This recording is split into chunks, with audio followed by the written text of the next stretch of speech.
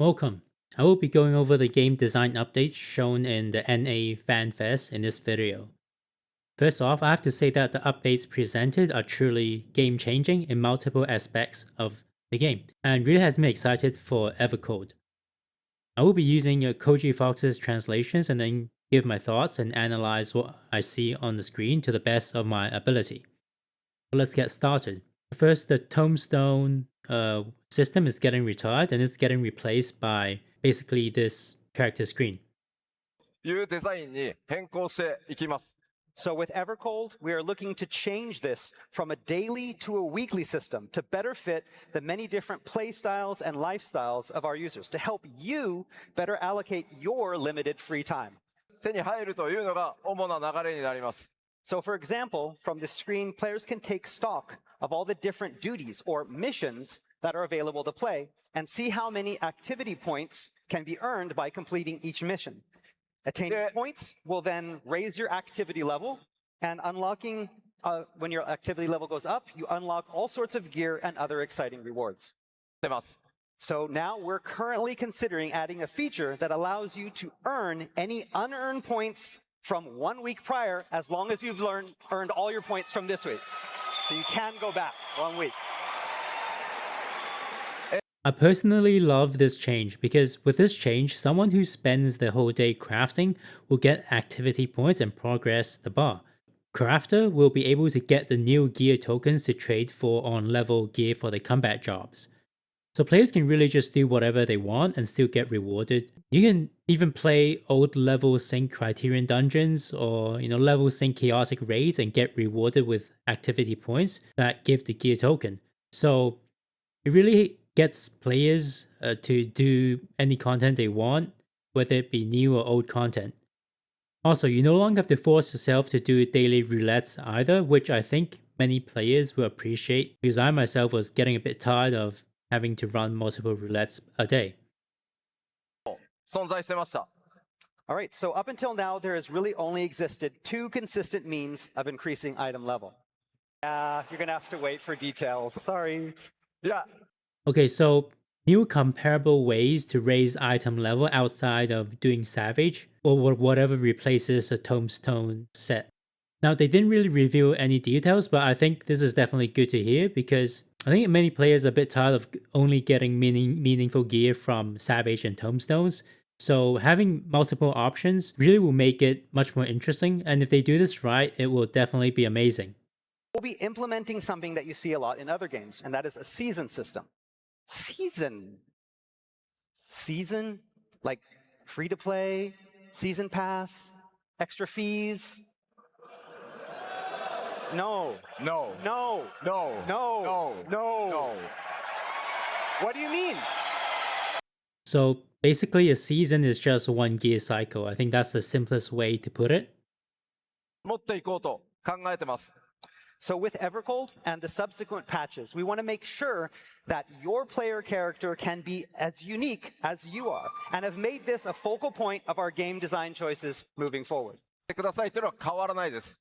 So in 8.0, jobs will still exist, and you'll still have to level them separately. But now players will be able to reflect their highest item level to other jobs.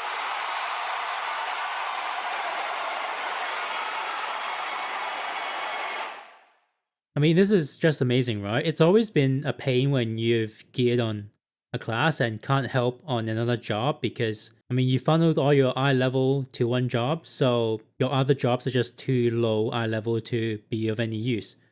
I mean, there are those other situations, right? Like maybe something goes wrong in your original static and you need to switch a job to find another static mid-tier, but because you're locked to one job, you can't find a party that has a spot for the job you chose.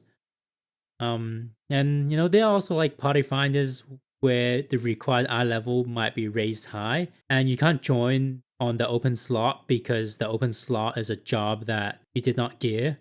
Like that really sucks, especially if you're competent on that job because you've had experience on it. So this is definitely an amazing change. Not to mention, I think this change will also make parties fill faster, allow players to play more jobs each tier, which makes gameplay have more variability, and it just keeps everything fresh. And so there are just so many benefits to this change. Again, this won't include like stat boosts awarded by material. We still want players that really want to maximize things to have something that, gives them motivation for that. Now, I'm assuming that this probably means if you reflect your high level stats to a lower job, you won't be able to put materia in a job that has gear reflected onto. All right, that would be my guess as to what Yoshipi means. システムを導入します。 Next up, we're looking to introduce character action skins. Via these new rewards, players can now customize their characters with additional animations designed for specific player character actions. With this, you can further set apart your avatar from everyone else. Have to wait until Berlin. It's July, though. 関するお知らせです。 All right, and thirdly, we are planning on broadening character creation options. Now we're going to introduce a color picker for these three things, allowing you far, far more options to customize your character. 楽しんでいただけたらなと思います。 Again, this is all about individuality and what you want to do and creating styles that were impossible before. Let's get a better look at improved iris and lip customization, as well as the new eyeshadow feature. まずこれが今です。 So this is now. Now. こんな感じになります。 So I'm not 100% certain how great this update to character options can be. Yes, I think that's cool that players will have more color options, but the big question is exactly how many more types of, faces, ears, hair that will be added, right? And how much can you reshape your character? Or, will like the whole facial frame become modifiable like in some Korean games? I mean, I imagine that's probably not going to happen, but they are planning to provide continuous update. Like Koji's teasing the idea of being able to have a butt slider. So this could turn out great in the long run. But updates to character customization is something that we plan on continuing throughout the 8.x series. So in Yoshida-san, butt slider, 8.2? No? わかったわかった。I'll try. Okay. 状態です。 Okay, so this is what we have now. まあスイッチをオフにすると You switch まあ、パース off. Right, I can say that this is definitely amazing because a lot of outfits have parts that I don't like. So this would definitely give many more customizable options and glamour choices solely because of this option. Now, before moving on, I want to take a closer look at this character panel because it helps us really take a closer look at the new progression system. So on the top of the bar is gear progress, and on the bottom is all progress. So if we look at the top of the bar, there are these tokens rewarded at each interval. These tokens are no doubt used to trade for gear. I currently see two types of tokens, one totem and one crystal token. I'm not quite sure how this will work because we currently have three types of tomestones: mnemonics, mathematics, and poetics. And mnemonics is for the latest tome gear, limited to 450 a week. Mathematics currently is for on-level older gear and also to trade for weapon relics. Poetics is for old, lower-level gear. Now, if I were to take a guess, I imagine the poetics will be kept because it's never changed pretty much.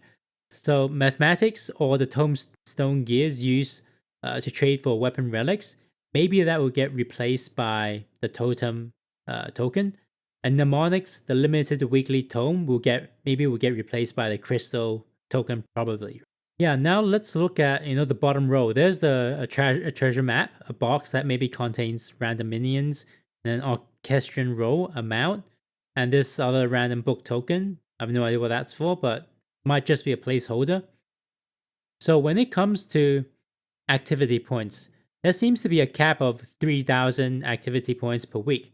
Now, when I look at this, I do have one concern, that being some players might cap out that weekly cap in a single day and maybe vanish for the rest of the week. Or, if they keep playing, they'll basically get 0 rewards for anything else they do for the rest of the week, maybe except for poetics. And currently you might cap the 450 tomes, but under the current system, you still get to farm mathematics tomes doing random content. But if the equivalent of the mathematics tomes, which is the farmable on level tome, is turned into a token, then once you cap your activity, right, you won't even be able to get this mathematics token for making future weapon relics. I might be like completely wrong in thinking that one of these tokens will replace the on level currently spammable type of tome, which is currently mathematics. Maybe these are two different tokens that provide two different gearing pathways, but I definitely have the concern that if one of these tokens actually replace the spammable on level type of tome, then the activity limit per week might lead to players not being able to get that currency for relics. Now let's look at the gear slots. So as you can see, some gear slots have a check mark while some gear slots are locked. After examining it for a bit, this is my suspicion on what this actually means. So gear slots that have a check mark must probably means that your class has the actual gear for that slot, which will allow you to insert materia into that piece of gear. So gear slots that have a lock means that your class received the ilevel reflected from another class. But since you don't actually have a job specific gear for the current class, the gear slot will be locked, and you cannot put a materia into that gear, since the ilevel is from a gear reflected from another class. And if we look at this character panel, right, this is a Reaper, and so this Catgirl Reaper needs a Reaper weapon in order for the slot to be unlocked, to have a check mark. But this player probably, this is to demonstrate that this player has a higher ilevel on the Paladin weapon. So the Paladin weapon's higher level and stats are equipped and get reflected and converted onto the Reaper class. So therefore, if you look at the weapon slot, it's the Paladin weapon and it's locked. And this Catgirl cannot insert materia into the Paladin weapon to benefit the Reaper job.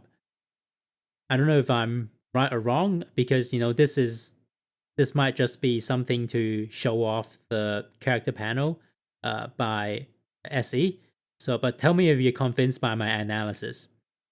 パブリックフィールドの体験、遊びというのを向上させていこうと思ってます。 So again, we want to improve player experience in the public field areas. And that means adding more dynamic events and more content for players to try out in each area in order to truly master those areas. So this is definitely great to hear, because the update to open world is definitely needed. They're quite vague about the whole what all this more dynamic fates really mean, but or other activities in the open world. But hopefully, whatever they have planned will work, because I think I can speak for most players. The open world in FF14 is currently more or less nearly completely devoid of players.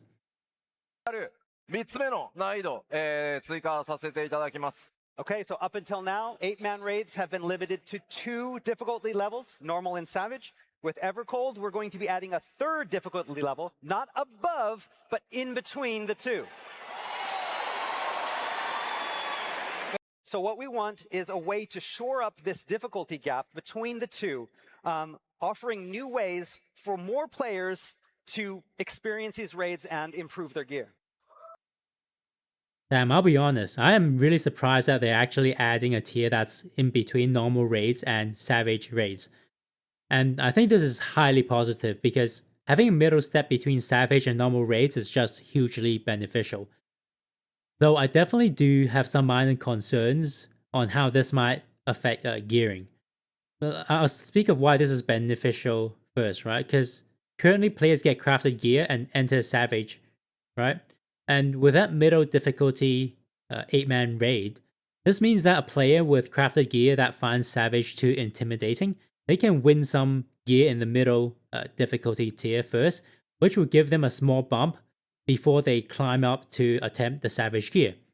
Another benefit is that some players find savage too stressful, so they just don't bother raiding because of that. So having the middle tier might lead to much more gameplay participation from these players who are seeking that middle ground. And if these players who are seeking that middle ground, stick around, the game can earn more money, have more investment into future gameplay content. That's great for everyone in the game. And obviously having a middle step allows, newer players to gradually ease themselves into higher difficulties as they learn game mechanics. Previously with the extremes, that's a single fight, and all the extremes can get cheesed, so a single extreme probably isn't enough to really get players to learn Savage mechanics. So I definitely think this is a good step. Right, so why do I have a concern with this with the gearing that comes with this sort of system?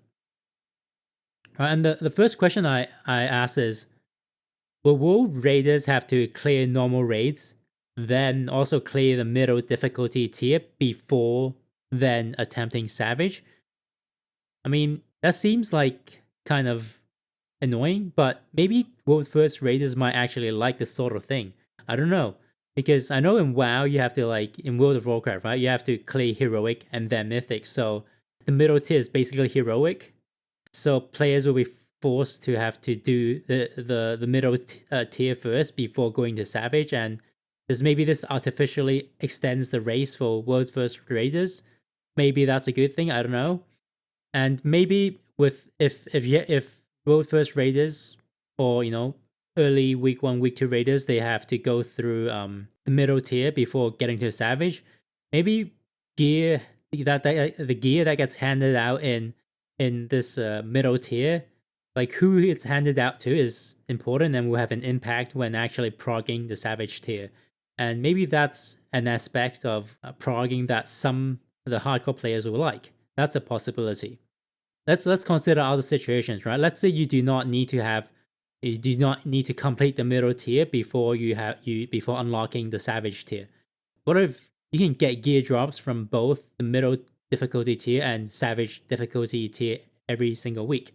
So will this lead to burnout in players? Because some groups will very likely end up forcing the players to clear both this new middle difficulty tier and the Savage difficulty tier every single week. And this could very easily lead to burnout in a number of players. Once again, maybe at the same time, this will make the hardcore raiders really happy because they feel like they have more stuff to clear each week. Now, let's consider a third possibility. What if you can only choose between Savage and the middle difficulty tier each week for gear drops? In my opinion, this creates other problems, because if you force a player to have to choose between maybe clearing the first fight of the Savage tier and getting 1 book a week in the first week, for example, and then they have the other option of maybe clearing the first 3 fights of the middle difficulty and win something that raises their gear score immediately, then you might be forcing some players to have to make a difficult choice between the two, which I don't think players will like that. So personally, I have a feeling that it's likely you will be able to get rewards from both the middle tier and the Savage tier every week, which, as I mentioned, could lead to players burning out. It's possible that because now that there's a middle difficulty tier, there's a likelihood that the first and second fight of the Savage tier might be significantly harder, because currently the first fight and maybe even the second fight of a Savage tier is easier to try to allow players who have cleared extreme to easily transition into Savage. Obviously, big question on whether it's been effective, but if you add the middle difficulty tier, that would mean that the first and second fight of a Savage tier could be significantly harder without causing any issues to the players. So that's a possibility. But regardless, there are definitely, with this on the table, there are definitely more options on increasing your eye level, which is definitely a boon for the players overall, even if it leads to some complications. いよいよですね、リージョン内フリーマッチングが実現します。 Region player matching. これがなくなります。 But soon we will have succeeded in removing that barrier between data centers in the same region. Like this. Once we have determined that there are no bugs and everything is safe, after Japan is done, next up is America, then EU, then China. And holy, I think this might be the most important change, because trying to get to Aether just to raid is honestly a pain on NA at, NA night times, and I think it really sucks if a player not on the Aether data center pops on because they have some free time to raid but can't get onto Aether, and then as a result of that, they basically don't get to raid. That's basically not being able to play despite paying a sub, so I think this change is actually critical for the game. And it also doesn't help with player retention when a new player sees the party find it empty because all the players goes to Aether to do content. ロールは Okay, what's the roles then? 一つはタンクです。 Oh, tank.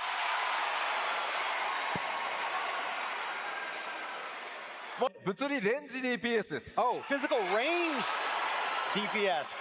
Guess who's back? Right, so this is a tease for the next two jobs, a tank and a range DPS. Honestly, it's hard to tell because Yoshi often does weird misdirection with his hints. So this guy, Retartan Avina, basically this guy served Gaius and uses double gun shields. And during the fight against him, he uses a lot of bombs and large AoEs. So honestly, I'm not sure what to think. I mean, the obvious suggestion is that it'll be a double shielded tank class, but like I said, Yoshi usually does some weird misdirection with his hints. So maybe it could be some bomber range class because Retartan Avina, he loves throwing all these large AoEs. I mean, other possibilities are that maybe it's just a reference to a job based on Guardian tech, or maybe it has something to do with the fact that his gun shield is actually named Tartarus, so it's maybe a job to do with Tartarus. I don't know, maybe there's some law on Greek law on Tartarus. And it could also have something to do with the in-game songs that play when you fight Retartan Avina all the way back in ARR MSQ. So, I mean, yeah, sorry, I can only see the most obvious. 今回 8.0 で実装になります。 Okay, we're looking to change up how you play Final Fantasy XIV with the introduction of an all-new job action system, which consists of two modes, Reborn mode and Evolved mode. Basically, Reborn mode is what we have now, the actions and battle action rotations that you've been used to since A Realm Reborn. So what is different? First off, that biggest difference is we're going to have all new action rotations, different from the existing ones in the Reborn mode. In no way is Evolved mode a simplified, watered-down version of Reborn mode. になると思ってもらった方が早いです。 So for example, Reborn mode Dragoon and Evolved mode Dragoon will have some similarities, but they also have their own unique actions and own unique rotations. So you can now think of it like there are two kinds of Dragoons in the game. So Reborn mode preserves and maintains the actions of old, offering up an experience that feels familiar, no different from what you're doing today. And Evolve mode, on the other hand, introduces a completely new way to play, a completely new style with redesigned rotations that better bring out each job's unique characteristics. Players will be able to toggle between the two modes at any time outside of battle. 方がほんのちょっと強くなる予定です。 And so due to how the new mode has been designed, I can say that in a general sense, Evolved is probably just a little bit stronger. However, like I said earlier, battle content has all been designed to be compatible with both modes and completable with both modes. So ultimately, it comes down to you. Try both and choose the style that feels best for you.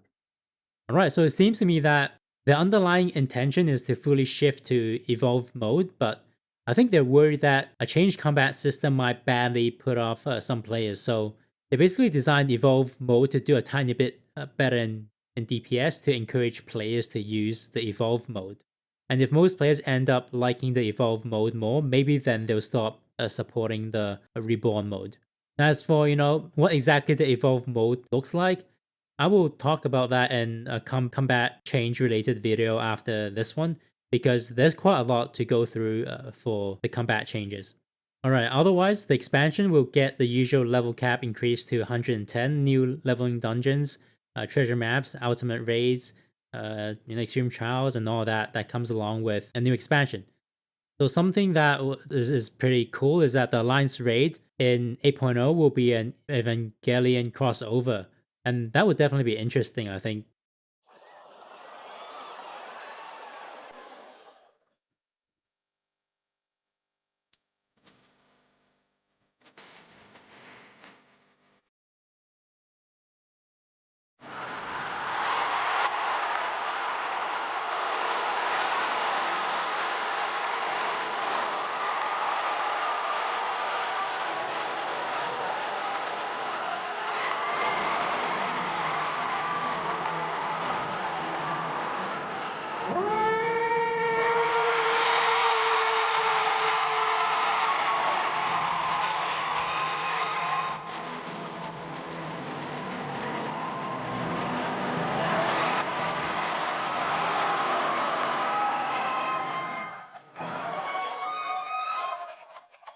Though I personally am not entirely confident because the last time something crossover happened that was with the Alliance raid that was near.